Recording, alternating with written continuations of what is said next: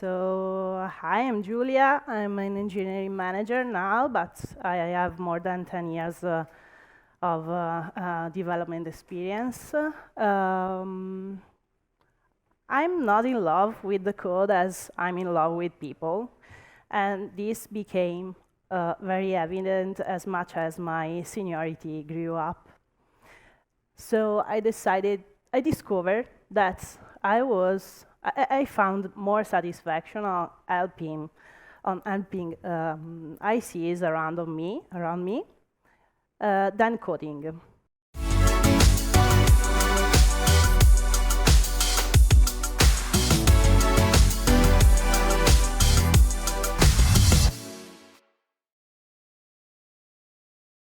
It was even more evident during the pandemic when we basically moved all our lives at home and removing that sociality part of our day-by-day experience.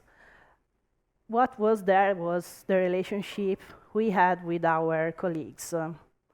And it was very impactful even in our lives. So I'm a talk rookie, and as you can hear, I'm not an English native speaker, so just be kind. And this is my first time here. It was a dream. It has been a dream for a long time, and I'm very happy to be here with you. So I don't know if you receive answer from this talk, but I have a lot of questions for you. And because you know me now, I want to know you, so I would like to understand how many of you are developers. And with developers, I mean no directors, no managing people, etc. So just coder. Okay, good. Luckily, the majority, so this talk makes sense. So let's start from the definition. This talk is about 101, and how can I explain what a 101 is? I took those two sentences, definitions. I think if you ask ChatGPT, you can find a lot of things. But let's use our brain, and to me, those two are the more meaningful. Because you will discover at the end of my talk, if you go back to this slide, that here you have all the details you need to understand and use 101s. So let's go on order. What is a 101?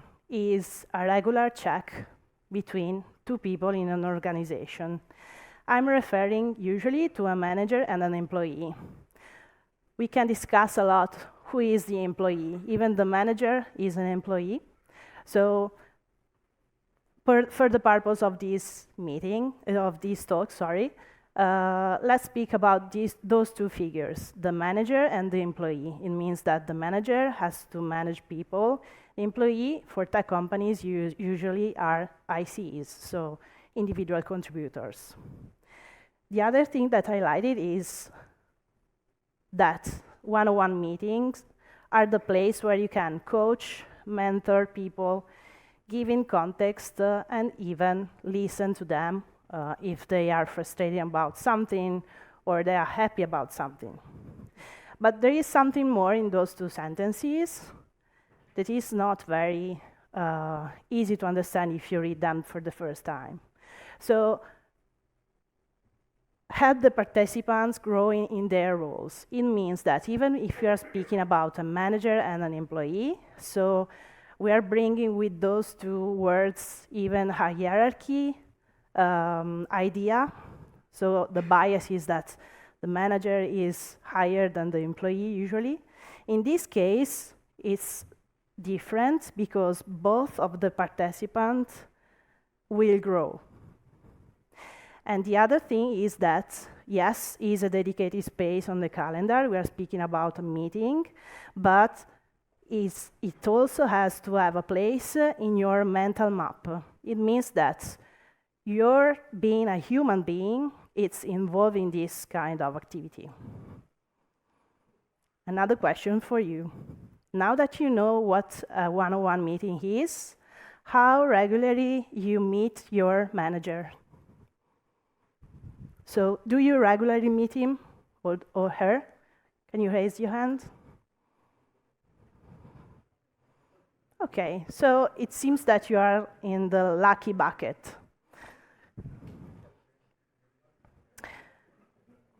Those are a representation of some pretty known tech companies that explicitly ask their manager to regularly meet their employee, their direct reports. So when you are a kid and you do something very stupid and you go to your mom, what you usually try to say is, yes, I did it, but because my friends did it. And usually, even more for Italian people, the answer that you get is, perfect, so if they are jumping from the room, you will jump with them? So one-on-one meetings, they are asking them to do them. But are we doing one-on-one meetings because they are jumping from the roof? I discovered one-on-ones once I started working as an engineering manager almost 2 years ago. They were not part of the company culture of my past experiences. And I have that feeling of, yes, damn, it's that time of the week I have to meet my director. And probably he will tell me something, maybe I was not doing something the right way, the expectations were not met. Oh, damn. It's like this dental procedure. It's uncomfortable. You know that's something that will give you some benefit in the future, but when you have that moment in the calendar, is so, oh gosh. So I start going deeper, and I discovered that we are in the field of soft skills. So this is not a technical talk, if you didn't notice it yet. But soft skills, how can we measure them? No way to measure them. It's very difficult. Think that an average AM, by statistics, usually spends between 6 and 8 hours of a week doing one-on-ones. It's a lot of time, and for a company, it's a lot of money. So why they want to spend those tons of money for those kind of activities? Spoiler alert, the return of investment is huge. So they are not benefactor, they just use their money to have something very valuable for them. So let me introduce the cascade effect. This is another definition, but I try to explain with other words. If you work with someone that is very committed, if you talk with someone that really cares about his job, is really interested in what he's doing, if this is your manager, probably you will be contaminated and you will work in a very bad way. You will perceive that he's doing something that he cares or she cares, and this is something that will change also your point of view with respect to what you're doing. So basically, what is important is the people engagement. Why is it so fundamental for a company that people that works for them are engaged? Because in the end, you can have a big company, a small company, you can be a manager, a director, but in the end, what is the last mile of the company are the, in case of tech companies, the ICs. So if they are engaged, they're happy, they work well, and the final result will be better. The problem is that just, as you can see here, more or less 20% of people say that they are engaged in what they're doing. It's a very small percentage. And the other fact is that if you start doing one-on-one meetings, those percentage will grow 3 times, is a multiplier.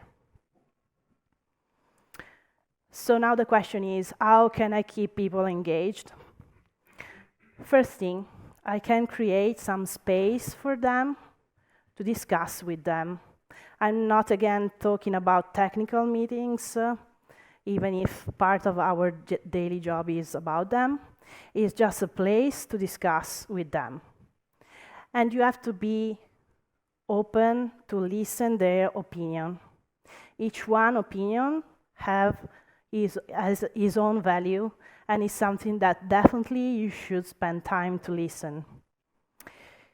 You can, as a manager, also have a good view of what is happening.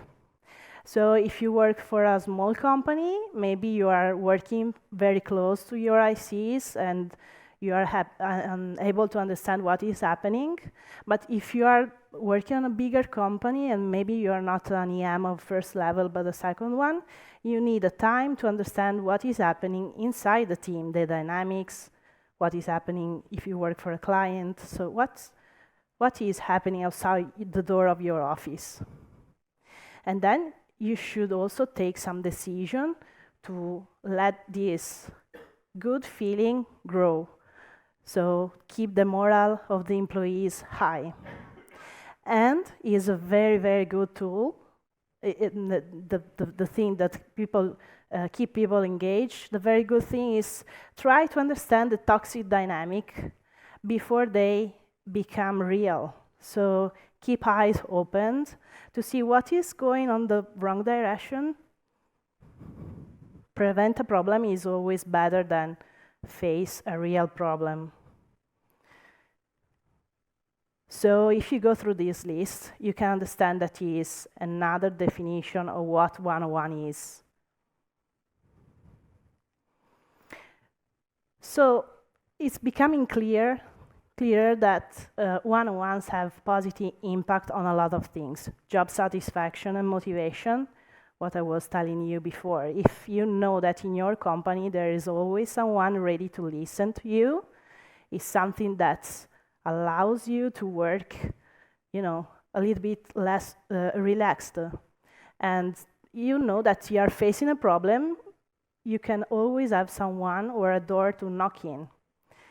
Enhancing performance, because if you can detect problem in advance, if you know that people is engaged, if you know that the problems are shared before they become real, for sure what you have is a better performance of the whole team. Communication also is important. If you have a direct channel with your manager, for sure is something that you should use. And the other thing is what we were saying before, so problem solving and reducing conflicts. Let's give some hints about how to handle one-on-one meetings. So a regular schedule is important. It means that you have to find a place in the calendar, not in the manager calendar, in the manager and in the employee calendar. Both of them have to find some time during their week that is sustainable in the long term and that is dedicated to this activity. It's not a nice to have, it's a mandatory activity. It means that if the manager or the manager more, but even the employee has something happening that they can attend the meeting, it's better not to delete it, but to move it. Because if you delete the meeting, the feeling that you give is like, yes, is another meeting in my agenda, and even if I skip it, it's fine. The agenda. When you start talking to a new person, your manager or a new employee, it's very helpful to have a shared agenda because you don't know each other, and it helps you to go through a bullet point of possible topics and remove all those kind of bad feelings like, okay, I don't know what to say, okay, maybe the next question will be too difficult to me. Then when you go ahead with your relationship, the agenda maybe doesn't need it, so it's not helpful anymore, and it means that it's just a reminder, a place where you can just notice topics that you want to discuss during the next meeting, that maybe is 3, 4, 5 days ahead, and just keep it as a place, a shared note, where you can just set up some topics. This is also helpful because the other person can go through this list and prepare answer in advance or reach prepared to the meeting. The other important thing is that the outcome of those kind of meetings should always be setting up goals, or because this will help you to track your progresses in the future. The other thing that are not so, let's say, organizational, but just they are more about the attitude, is reach the meeting with active listening. So I read an interesting sentence that says that we usually don't listen to other people because we usually are more interested on thinking what will be our answer, not what they are saying. So if I'm listening to someone, I'm already thinking, okay, they are saying something interesting, what I can reply that can be interesting enough. So try to reach these meetings with open-minded, and you don't know where the discussion will bring you. Use those time to solve problems, so not to give answer or receive answers, but to work together to fix the blockers you are facing or the problems that you are experiencing. And the other thing is try to build a healthy relationship with your manager. It's not always possible, but this is a good chance to do it. The same thing on the other way. Main topics that usually you will touch during those one-on-ones. Something related to the company culture and the team relationship. So are you happy? Are you finding satisfaction what you're doing? Do you think that the work environment is good enough? What is disappointing you? Productivity also. So are you facing some obstacles? Maybe younger developers need to be guided even for plan their daily activities. Maybe they still don't have the skill to manage the time and grow. So the main part of those meetings is about grow, how people can grow. Short-term goals, long-term goals. This is a big part of those kind of meetings. So now that you think that you know better in details what one-on-ones are and what you should find there, what do you think the role of a manager should be? Wow. One, just one. Listen. Good one. Guide, coach, support. Everything is in the direction. How I'm interpreting the role of manager and the kind of manager I would like to be is being a servant. So I'm not giving my guys rules or showing direction by default. My success is that they are able to grow and succeed. So I know I'm doing my job well if I see that they are engaged, they are happy, that the work environment is good, is healthy. This is the kind of manager that I would like to be and that I wish you will find in your way. But as we said at the beginning, the main part of you are not managers, so probably you're asking, okay, I don't care nothing about this talk. So you are a developer, and I'm always saying that it is a two-way relation. So what an employee, a developer, can gain from a one-on-one? You can get an external input or an external point of view on what you're doing. This is very important because you are very into what you're doing, and probably you only see a part of the whole picture. Your manager is able to give you the whole picture, so you can have the right perspective to also understand what is a blocker for you that maybe is not a real blocker. You can solving it, going around it. So having external input is not judgment, is just help me to understand how can I fix it or how can I have a better experience. You should empower the relationship you have with your manager, who is advocating for you in front of the client, in front of your colleagues, if not your manager. And you should also be feel free to express your point of view, because the manager is here to listen to you. You have this great opportunity, and the time is money, so why you should spend it to be like politically correct or to say something but meaning another thing? Just use it to express what you're feeling, what are your point of view and perceptions. Important thing, ask for feedback. When you receive feedback, you can improve what you're doing.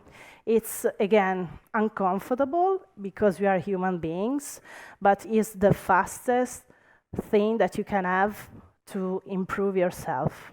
And on the other side, you can give feedback. You should give feedback because also your manager is growing with you. He can understand and learn from the relationship and the feedback that you are giving. And the other thing is that even more if you work in a big company, you have some time to ask questions about what is the company doing, what is the direction of the company, what's the plan for the future, are they impacted from the economic crisis, or I heard about layoff, are we going in that directions? You have this time. So you can say, okay, but I just want code, I don't want this pressure.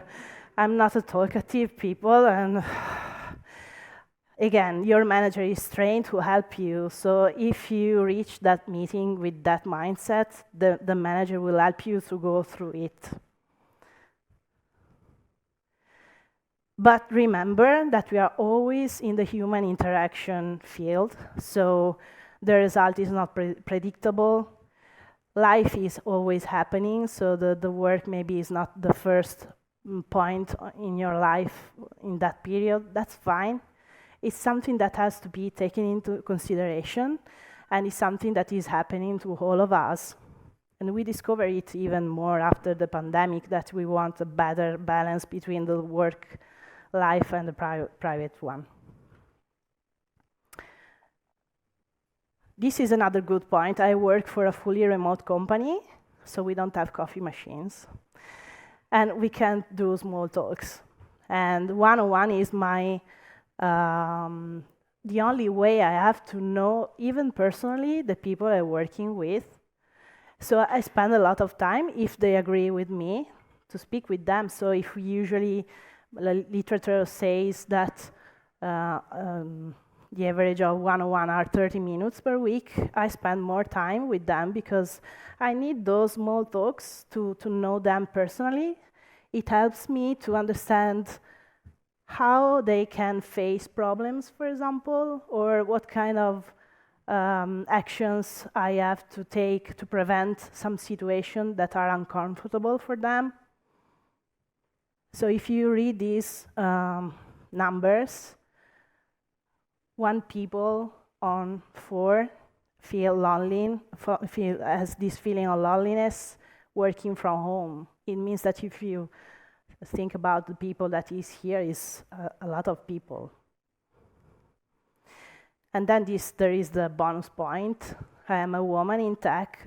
I see a lot of women here and I'm happy about it, but we are not the majority. So do you know a better way to be inclusive than give everyone a voice?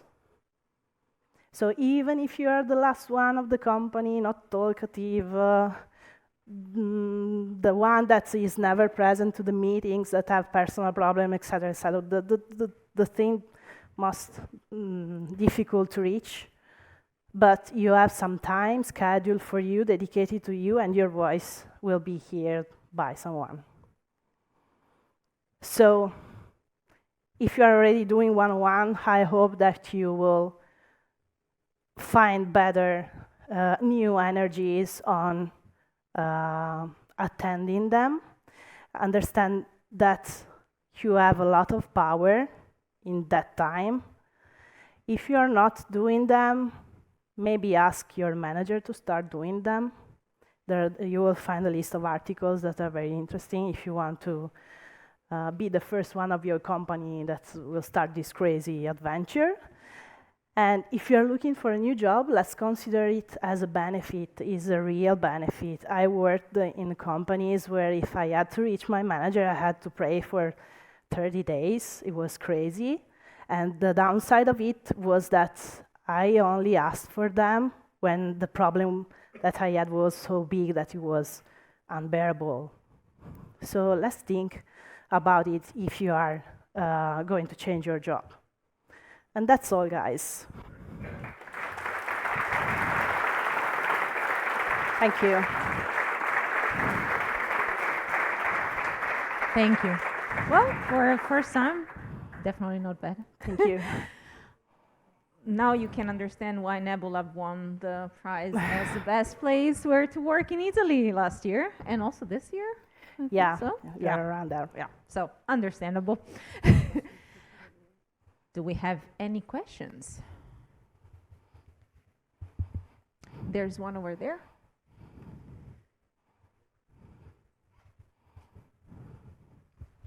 Hi, lovely talk. Thank you. My question is, let's say you have an agency with around 40 developers. Most of them are Rails developers, by the way, and only 2 managers. Actually, let's say 3, maybe, right? Yeah. How often should you do those meetings without overbooking the managers? So the frequency of those meetings, it depends from a lot of factors. One is for sure the one that you are saying, so not enough manager, not enough time to do.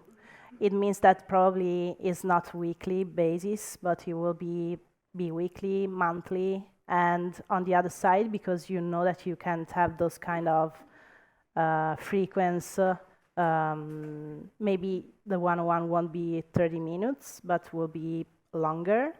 Or maybe you can have small talks in the middle between one on the other. There is no recipe, actually. It depends a lot from the kind of the company. If you have other situation in which you can share like retrospectives, etc. So you can have some important outcomes of what is happening that maybe is it becomes a priority for the manager. So yeah, of course, doing them weekly but in a hurry is not a good choice. So to me, 1 week is enough. It's working. I don't have so many people, but I understand that if the numbers are growing, the compromise is the only choice.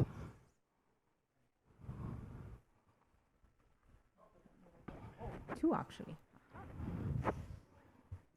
I'm curious to know, also, it was a great talk, thank you. Thank you. I'm curious to know, have you ever had a case where you've had pushback from developers to do like regular weekly one-on-ones? Has it been difficult in any way? Yeah, I mean, I really need to know personally people. I love to hear about their life and details, and this is helpful even for what regard the job perspective. But I had the experience of this guy that was saying, I don't want to share anything personal, just talk about work. And yes, it was more difficult for me to handle, but we found a way to that it was comfortable for him and good enough for me. And yes, it's for sure tailored on the person that you have in front of you. Thank you.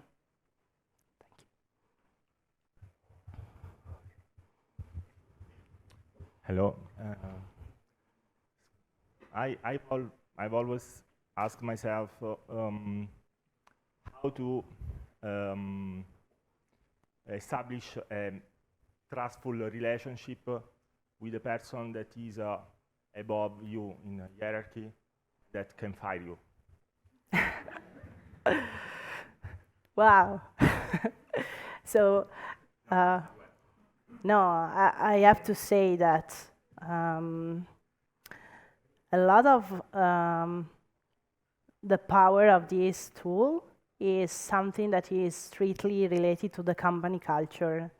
So if the company culture is inclusive, open-minded, and healthy, it's difficult that you find yourself in that situation. So it's difficult that if something is not working during one-on-one, you will get fired. But probably if the communication is not good enough, the circle that it will be created is that problems are happening in another area, like you are not able to code, and you are even not listening to the manager that, or is not able to give you the right message, or something is broken in the middle. So if it's a very extreme position, I mean, between I'm not able to establish a relation with my manager and will get fired, there's a universe in the middle. So if you are in that situation, it means that you don't know your manager, and the immediately step after is that you will get fired. So maybe you don't know. It's the problem is on the company, not on you. So Very good point. yeah. Hi. I found Subit really, really interesting what he pointed out. I was like, look at this as a benefit. Yeah. It's like, this is the opposite of a red flag. Like, if there's one-on-ones, that's a good company where to, like, at least they're trying, right? Yeah. Hi. Hi.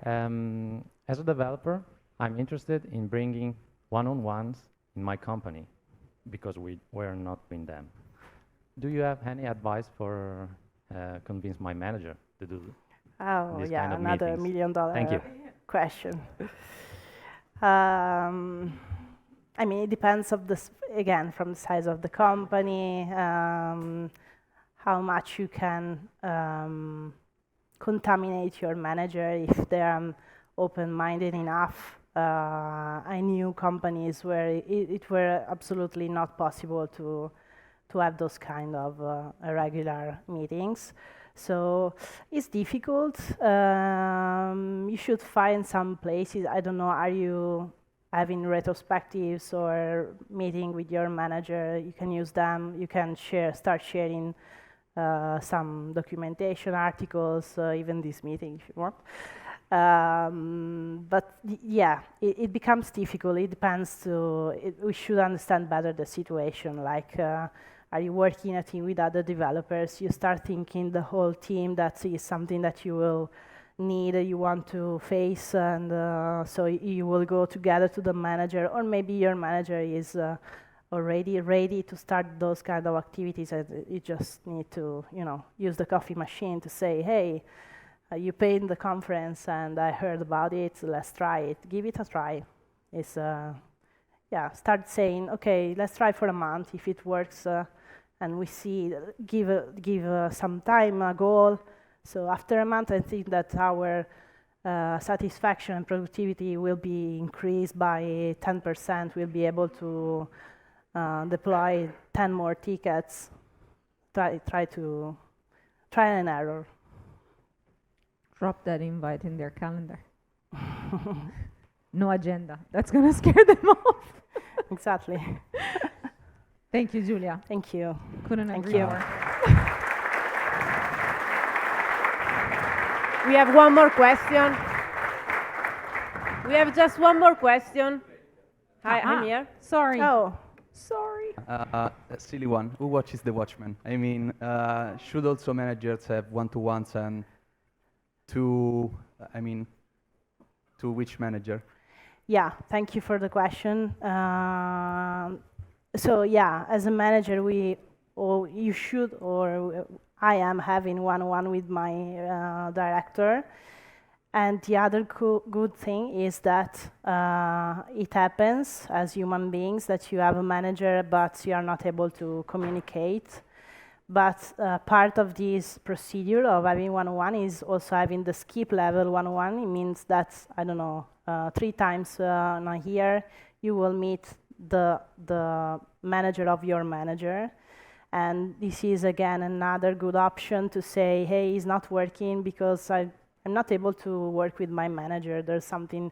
And again, you will find someone ready to listen to you and to help you, and because it is a problem for the company even more than for you. So yes, we are having one-on-one, and it's like a cascade. So yeah. Thank you. Thanks. Thank you. Sorry again.